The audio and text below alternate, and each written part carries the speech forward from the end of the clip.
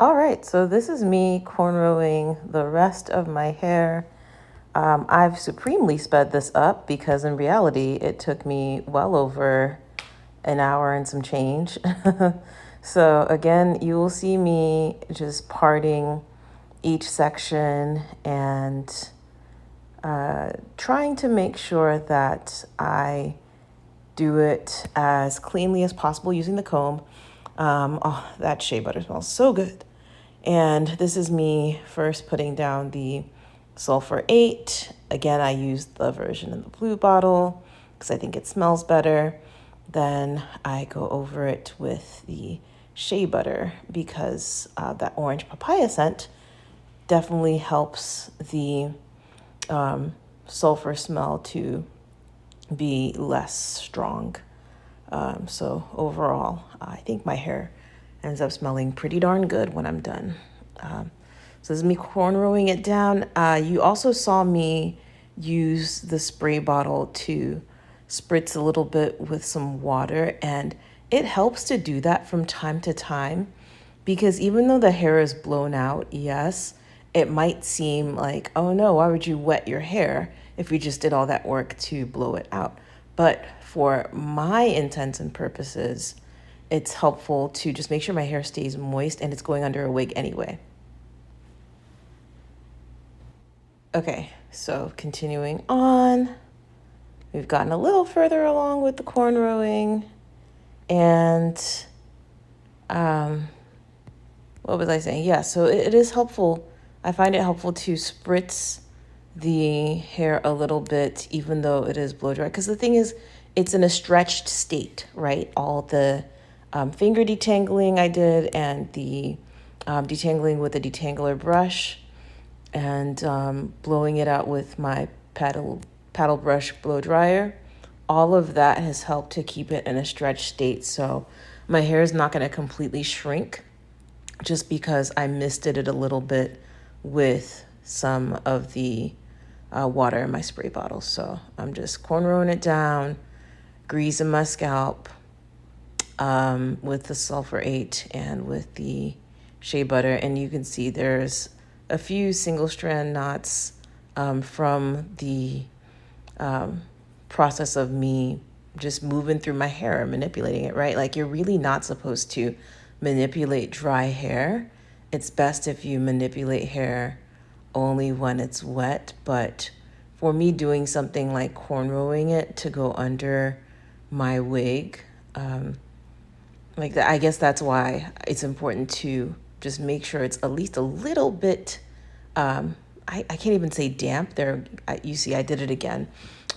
Oops, I did it again. But yeah, so just to make sure it's a little bit, moist. I could feel that my hair, like right after I blow dried it, like it was like, oh, okay, if I don't add some sort of moisture and oil to this, right, like liquid and oil, the oil is really to seal the moisture from the water. Yeah, oil doesn't actually moisturize your hair. That's something important that I felt it necessary to share.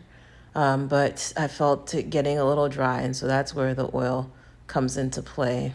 So I think I ended up doing about 9 cornrows, and I'm not a professional, so even though it looks like this is going fast because I sped up the video, like when I tell you it took me a good like 1.5, maybe hour and 45 minutes. And boy, my neck was hurting. See, there I go, misting it up a little bit. Not to the point where my hair is completely doused in water and shrunken back, but just missed it a little bit so it's still stretched, but not completely dry, right? So I did get a little bit of hair that obviously just naturally will come out as you're cornrowing, right? Like that's a very normal thing. No crazy breakage though, and nothing abnormal, right? So I'm just going through cornering the rest of the hair, and then at the end I will show you guys the finished product. And like I said before, I'll upload another video, make another video to show what my process is like for putting on my wigs.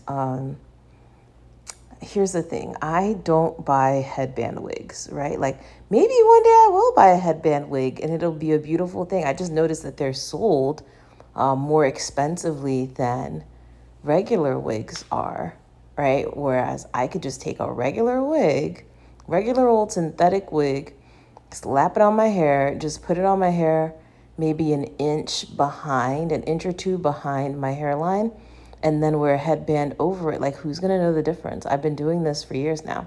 So I'll show you guys that in another video. All right, I'm gonna continue cornrowing. I think this is like the last stretch. Yep, I have like maybe one or two left. But I will definitely just show you guys what I do. Like I sleep at night with a do-rag on, and then I wear these great little head wrap type things over my head. I'll link everything in the description box so you see everything that I use from my Amazon affiliate links.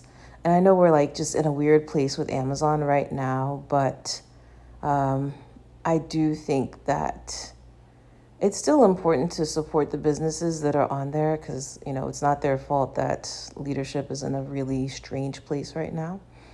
But there's my hair. Oh, yeah. All right, here's our finished product. Like I said, the cornrows aren't the neatest, but they're going under a wig cap and a wig anyway. But this will take me through the next 2 months. All right.